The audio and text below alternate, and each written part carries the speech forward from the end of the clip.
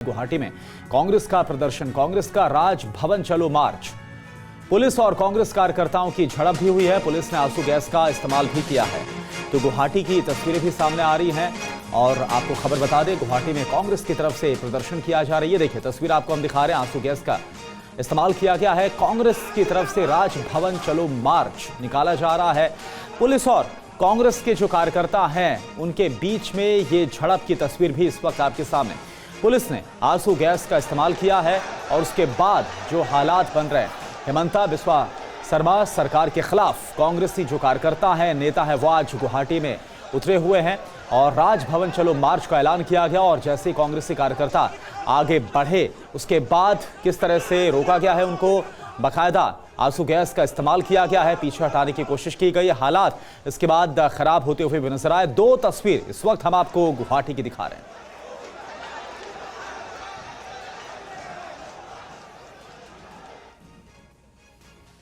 और लखनऊ में कांग्रेस का विधानसभा घेराव और पुलिस ने रोका तो धरने पर बैठे अजय राय।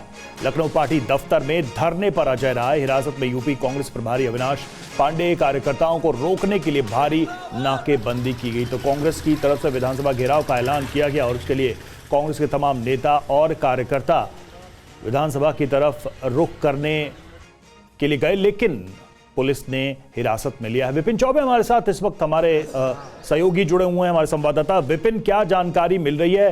यूपी कांग्रेस के प्रभारी अविनाश पांडे हिरासत में ले गए, अजय राय क्या अभी भी वहीं पर बैठे हुए हैं? कोई जानकारी मिल रही है उनके बारे में?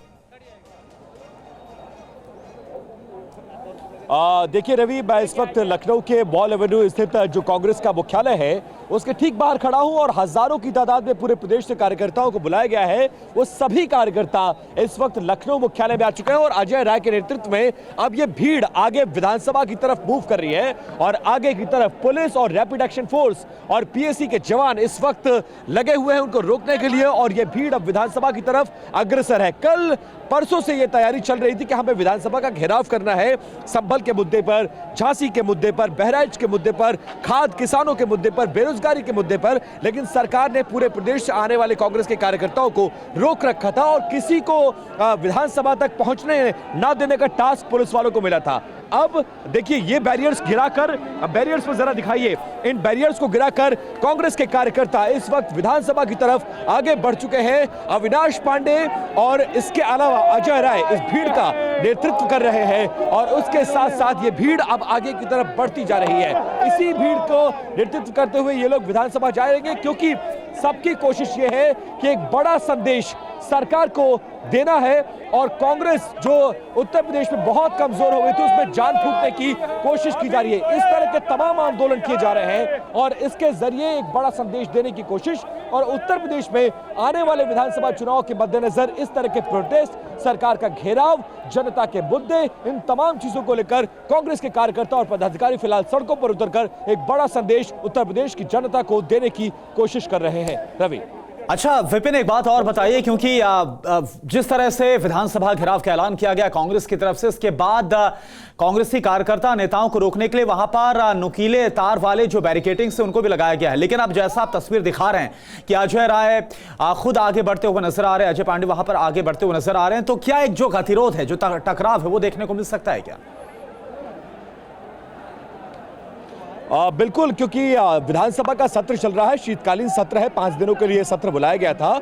न सिर्फ विधायक, मंत्री बल्कि चीफ मिनिस्टर को भी इस विधानसभा सत्र में शामिल होना होता है। ऐसे में अगर ये भीड़ वहां पहुंची तो पूरा ट्रैफिक सिस्टम वहां पर डिस्ट्रॉय कर जाएगा, रुक जाएगा और पूरा शहर चौक हो जाएगा, ब्लॉक हो जाएगा और ये ठीक नहीं होगा क्योंकि सत्र चल रहा है। ऐसे में सरकार को निकलना होता है, मंत्रियों को बाहर आना होता है, मुख्यमंत्री को निकलना होता है। ऐसे में विधानसभा के बाहर रोकना सबसे बड़ा एक चैलेंज होगा और इसीलिए भीड़ को विधानसभा से पहले कई लेयर्स की बैरिकेडिंग लगाई गई है। हालांकि मॉल एवेन्यू जहां पर इस कांग्रेस का मुख्यालय है वहां से निकलने नहीं देना था, लेकिन कुछ बातचीत बनी और कहा गया सिंबॉलिक प्रोटेस्ट के लिए हम आपको 100-200 मीटर का एक स्पेस देंगे, वहां पर आप वॉक करके प्रोटेस्ट कर लीजिए। लेकिन उसके आगे अगर आप ये चाहेंगे कि हम आपको विधानसभा तक जाने दें तो ये नहीं होगा और वहीं पर गतिरोध होगा, वहीं पर टकराव होगा और संभवतः अगर कांग्रेस के लोग जबरदस्ती आगे बढ़ने की कोशिश करेंगे तो फिर लाठीचार्ज जैसी स्थिति भी आ सकती है। फिलहाल भीड़ आगे की तरफ बढ़ रही है। यहां से लगभग 200-300 मीटर की दूरी पर विधानसभा है और उस तरफ ये भीड़ नारेबाजी करते हुए हाथों में झंडे, बैनर, पोस्टर लेकर बढ़ रही है। और मैं जो देख पा रहा हूं कि सामने बैरिकेडिंग लगा दी गई है, यानी मॉल एवेन्यू से निकलने के बाद विधानसभा मेन हजरतगंज की तरफ जाने वाले रोड को ब्लॉक कर दिया गया है और इसके आगे अब बैरियर्स पर कांग्रेस के कार्यकर्ता मुझे चढ़ते हुए नजर आ रहे हैं और वहीं से आगे अगर जबरदस्ती करेंगे तो फिर लाठीचार्ज होगा। वहां पर वाटर कैनन का भी इस्तेमाल किया जा सकता है और उसको लेकर अब अजय राय उस बैरियर के पास पहुंच गए, जिसकी संभवतः तस्वीरें आप देख रहे होंगे और मेरे कैमरा पर्सन सुभाष भट्ट वो तस्वीर आप तक पहुंचा रहे हैं। लगभग 50 मीटर की दूरी पर मैं हूं वहां से और मैं ये देख रहा हूं कि अब बैरियर्स पर कांग्रेस के कार्यकर्ता चढ़ गए हैं, पुलिस वाले उनको उतार रहे हैं और इसके उधर वो जाने की कोशिश करेंगे, क्योंकि इन्हीं तस्वीरों के जरिए वो पूरे उत्तर प्रदेश में ये संदेश देना चाहते हैं कि जी बिल्कुल। तो एक तरह से टकराव के हालात बनते हुए नजर आ रहे हैं। कांग्रेस के जो प्रदेश अध्यक्ष उत्तर प्रदेश के अजय राय, उनके नेतृत्व में जो कांग्रेसी कार्यकर्ता नेता हैं वो विधानसभा की तरफ रुख करते हुए नजर आ रहे हैं और जैसा विपिन तस्वीर दिखा रहे हैं कि इससे पहले की जो बैरिकेडिंग है उसको गिराया गया और अब आगे बढ़ रहे हैं। वहां पर क्या होता है वो हालात भी आपको दिखाएंगे। बहुत बहुत शुक्रिया अभी के लिए आपका इस पूरी जानकारी के लिए। आगे बढ़ते हैं। अमित शाह की पीएम मोदी के साथ बैठक, संसद में पीएम दफ्तर में हो रही है मीटिंग और स्पीकर ओम बिरला और सीआर पाटिल भी पीएम के कार्यालय में मौजूद हैं। पहले अमित शाह की जेपी नड्डा के साथ अहम बैठक हुई और बैठक में अश्विनी वैष्णव, पीयूष गोयल भी मौजूद।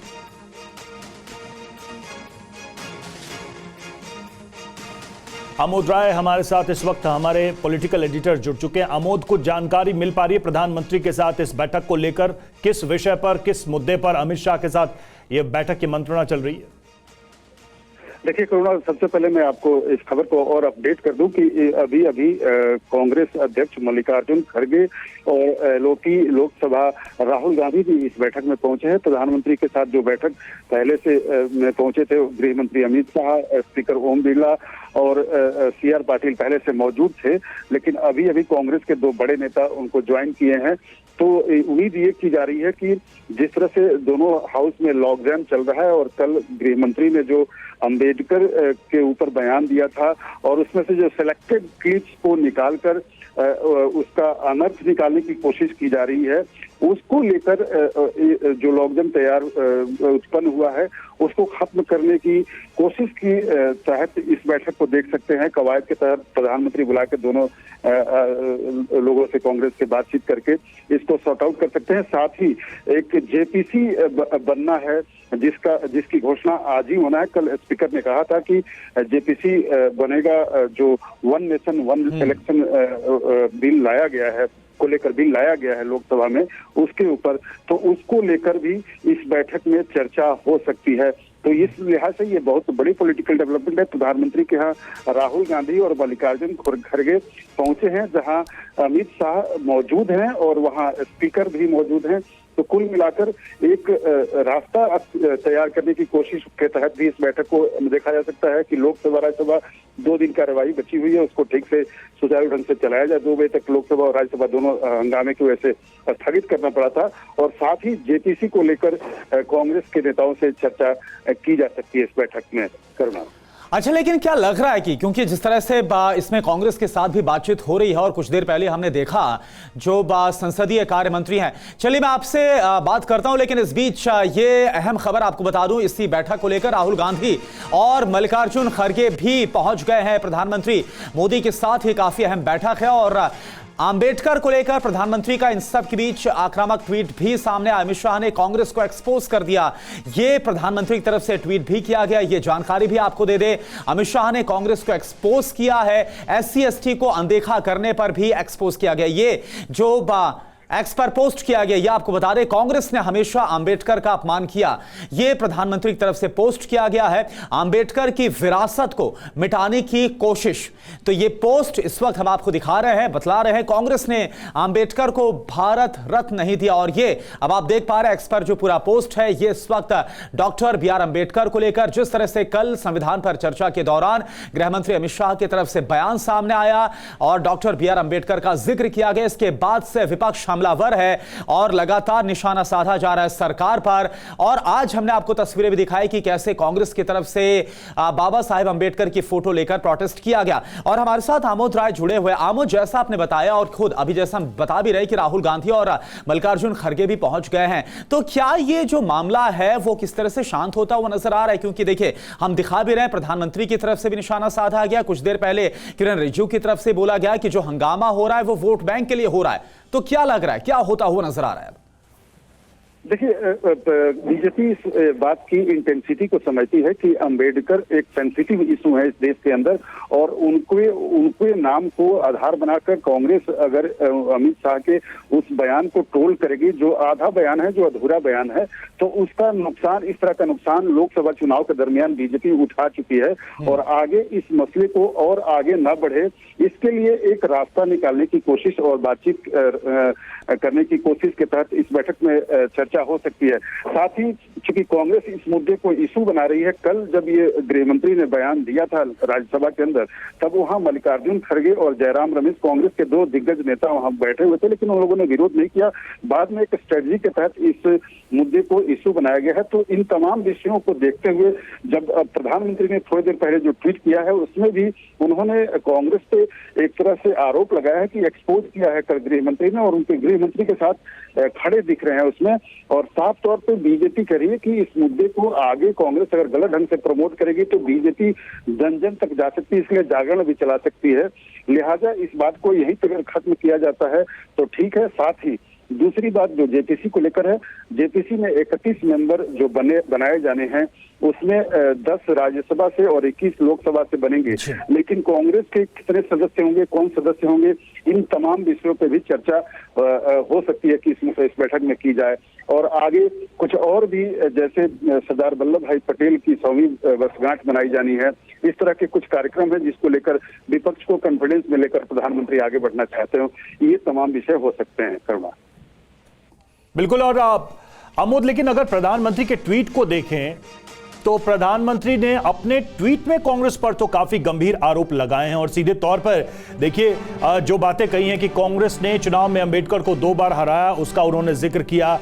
एक परिवार की डायनेस्टी का जिक्र किया कि किस तरीके से उन्होंने अपमानित किया बाबा साहब अंबेडकर, और जो SC/ST कम्युनिटी है उसको लेकर भी वो मेंशन कर रहे हैं। तो प्रधानमंत्री के ट्वीट की जो भाषा है वो साफ तौर पे बहुत ही आक्रामक है कांग्रेस को लेकर, खासकर एक परिवार को लेकर, एक पॉलिटिकल परिवार को लेकर। निश्चित रूप से देखिए करुणा, मैं आपको बताऊं, इसमें रवि की प्रधानमंत्री ने 3 दिन पहले जो लोकसभा में संविधान के ऊपर चर्चा में रिप्लाई दिया था, उसमें भी बाबा साहब के साथ कांग्रेस के रवैया की जमकर उन्होंने चर्चा की थी, और कांग्रेस पे सीधा सीधा हमला बोला था कि किस तरह से बाबा साहब अंबेडकर को अवहेलित करके रखा गया था। और उन्होंने तमाम आरोप लगाए, तत्कालीन प्रधानमंत्री पर आरोप लगाए, कांग्रेस के सिस्टम पे आरोप लगाए कि दलित विरोधी कैसे कांग्रेस है। इसके तर्क में जितने भी उनके पास उनके तर्कस में बाण था, सब उन्होंने दागे और काफी आक्रामक थे। सेम चीज कल गृह मंत्री ने राज्यसभा के अंदर किया, और बाबा साहब अंबेडकर को लेकर कांग्रेस के जो रवैया रहे हैं उसको लेकर वो अटैक बोल रहे थे। लेकिन उन्होंने अपने भाषण में जो एक सटायरिकल कमेंट देने की कोशिश की थी, उसको लेकिन आमोद, जो ट्वीट है प्रधानमंत्री का जिसका हम जिक्र भी कर रहे हैं, उसमें जो भाषा है अगर देखिए, जिसमें लिखा हुआ है कि the list of the Congress since towards Ambedkar includes, एक पूरी लिस्ट बनाई गई है और यह कहा गया कि कांग्रेस के वो पाप हैं जो अंबेडकर के खिलाफ किए गए। उसमें उन्होंने उनके खिलाफ चुनाव प्रचार करने, उनको चुनाव में हराने, उनको भारत रत्न नहीं देने, नेहरू के जो हैं कैंपेन उनके खिलाफ किए जाने, इन सब का जिक्र प्रधानमंत्री ने बड़े सिलसिलेवार तरीके से इस ट्वीट में किया है। बिल्कुल बिल्कुल, और ये जो ट्वीट प्रधानमंत्री ने आज किया है, ये सब उनके बयान भी है। अगर आप उनके बयान को देखेंगे, परसों लोकसभा में जो उन्होंने रिप्लाई दिया था, उसमें इन सारी बातों का जिक्र किया था। और उन्होंने कहा था कि किस तरह से बाबा साहब अंबेडकर को चुनाव हरवाया गया था, किस तरह से बाबा साहब अंबेडकर नाराज होकर उनको अवहेलित करके रखा गया, तो जवाहरलाल नेहरू के कैबिनेट से इस्तीफा दिए थे, किस तरह से उनको कॉन्स्पिरेसी रखकर महाराष्ट्र में चुनाव हराया गया, और हाथ थककर बाबा साहब अंबेडकर राजनीति से संन्यास लिए। और जब उनके देहांत के बाद उनकी एक स्मारक बनाने की चर्चा की गई तो एक पत्र का उन्होंने हवाला दिया जिसमें उन्होंने कहा कि सीधे सीधे तत्कालीन प्रधानमंत्री कांग्रेस के एक परिवार से जो प्रधानमंत्री थी उन्होंने मना किया। तो इन तमाम विषयों को जो आज उन्होंने ट्वीट किया है, इसको परसों 2 दिन पहले जब लोकसभा में उन्होंने बोला था तो उन तमाम विषयों का जिक्र किया था। आज प्रधानमंत्री का इसके पीछे आशय ये है कि कल गृह मंत्री ने जिस तरह से कांग्रेस को सेम मोड में अटैक किया था और बाबा साहब अम्बेडकर को अवहेलित करने की कोशिश के तहत उन्होंने जो बयान दिए थे उसको लेकर कांग्रेस जिस तरह से बयान को तोड़ मरोड़ कर एक राजनीति आगे करने की कोशिश कर रही है, तो ये दिखाने की कोशिश प्रधानमंत्री की है कि गृह मंत्री ने जो बयान दिया है वो बिल्कुल सही है और वो उनके इस बयान के साथ साथ हैं और कांग्रेस जो एजेंडा चलाना चाहती है या जो मुद्दा बनाना चाहती है, ये एक बार फिर से आक्रामक बीजेपी इस मुद्दे पर रहेगी आगे, ये एक संकेत देने की। बिल्कुल आमोद राय, तो कुल मिलाकर जो बीजेपी है वो काफी आक्रामक हो गई। जिस तरह से कांग्रेस ने ये पूरा मुद्दा उठाया था और इसके बाद सरकार पर हमलावर हुए बाबा साहेब अम्बेडकर को लेकर, लेकिन अब बीजेपी की तरफ से जो हमला है वो कांग्रेस पर बोला जा रहा है, अपमान करने का जो आरोप है वो लगाया जा रहा है।